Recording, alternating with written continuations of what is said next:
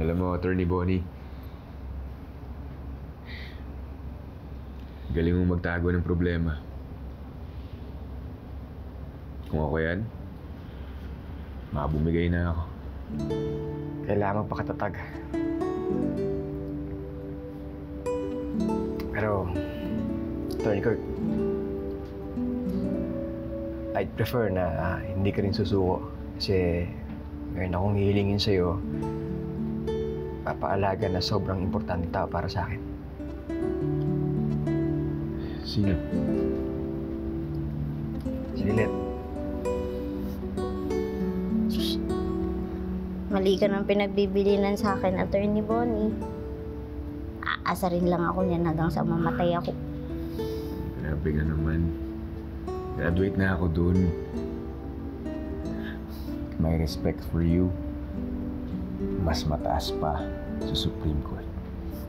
Sus, promise. Pero seryoso, kailangan mo siyang alagaan.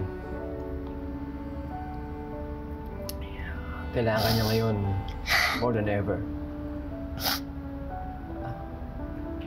Kung mapayakin yan, ididimanda kita.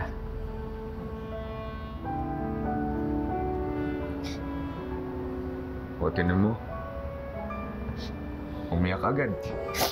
Wala kang kasalanan dyan, ha?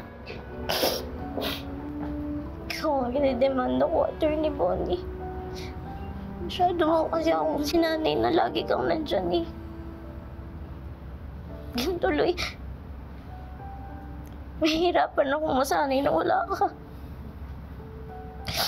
Hindi ko pa alam kung anong kaso yun, pero nakahanap ako ng may kakaso sa'yo.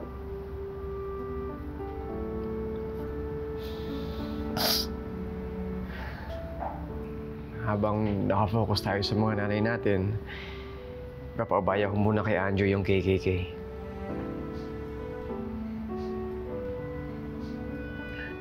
Pabalik naman ako eh.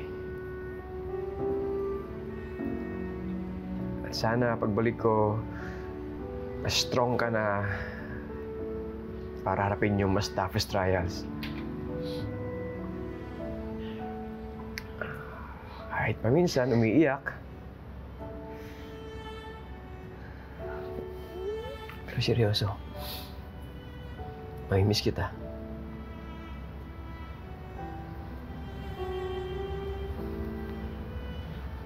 Basta kahit saan pa tayo makarating, lagi mong tatandaan na marami pa tayong ipagtatanggol na api.